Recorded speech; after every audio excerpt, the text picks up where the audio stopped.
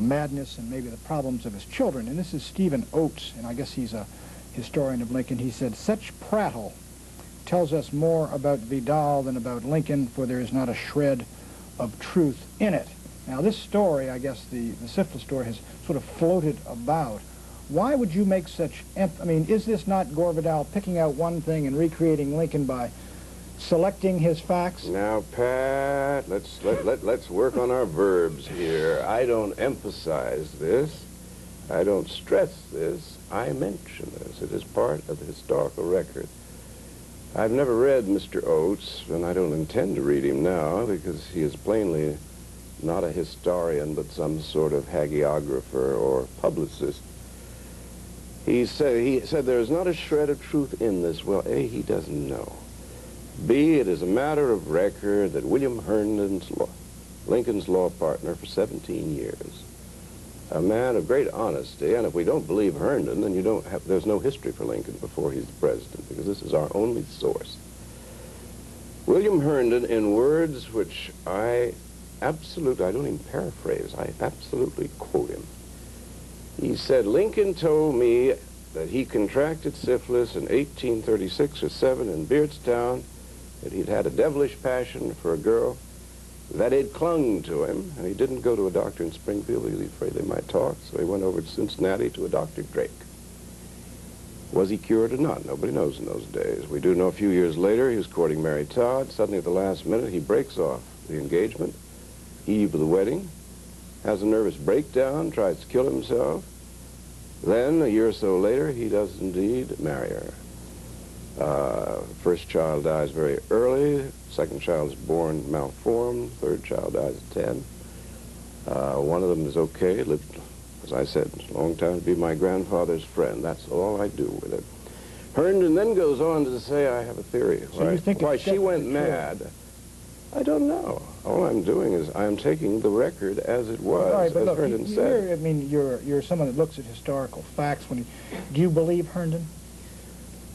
I would say that Herndon has never been found inaccurate whenever he says, Lincoln told me. I mean, anything he himself heard or said. He worshipped Lincoln. He took down every note he could about Lincoln. Where Herndon goes wrong is later, after the president was killed. Herndon then went out and played Sherlock Holmes and tried to reconstruct his youth. And because Herndon couldn't stand Mary Todd Lincoln, he invented, pretty much, didn't invent, but he took a lot of rumors, the Anne Rutledge business, in which there's probably no truth in that. Let me ask you something about literary figures. Yeah. When I was going to college, the name Faulkner and Hemingway and Scott Fitzgerald, and I guess they're considered among the greatest of American writers. Of course, taking yourself out of the picture quite naturally.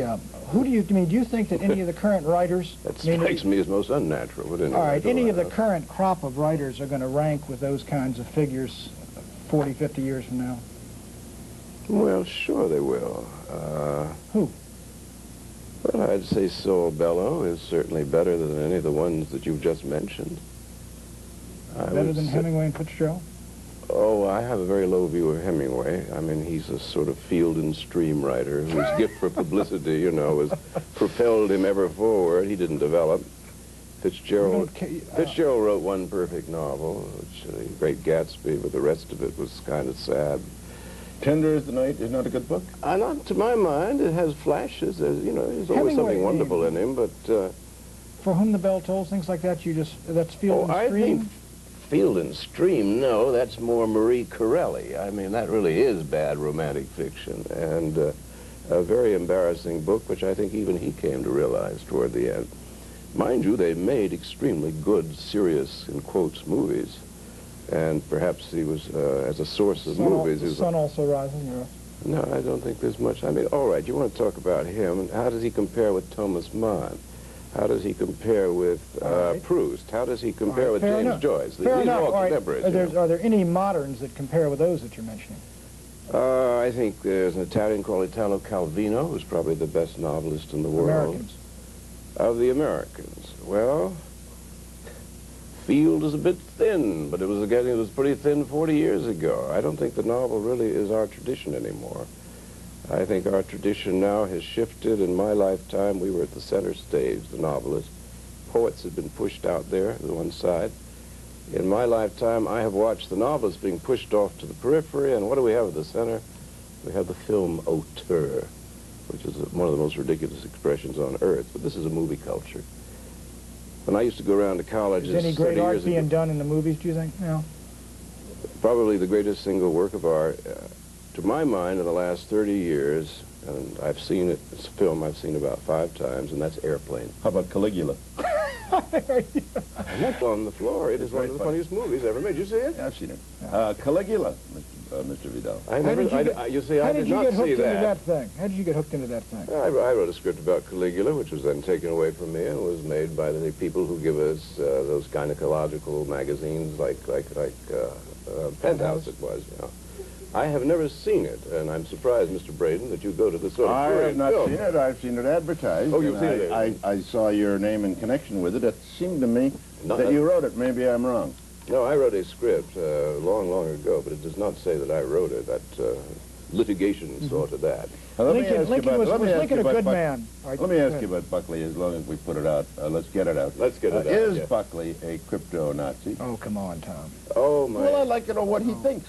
What he thinks, but I told you I never say what I think on television. After all, if apparently you did I'm once. thinking, oh no, I was just joshing Bill. All right. He is a wonderful American. And he sued you just as a big joke. Yeah, he sued me, and now that you brought it up, do you realize that I was looking forward to going into court, and we were going to clobber him with a lot of very interesting material. And he dropped the suit 2 weeks before we were to go into court and declared a great victory. I happened to be out of the country, and so naturally it all went into the clips. But next time you see him. Yes, Mr. Buchanan? I think we're out of time. Oh, thank guest. All right, we want to... Who wrote a book called Lincoln.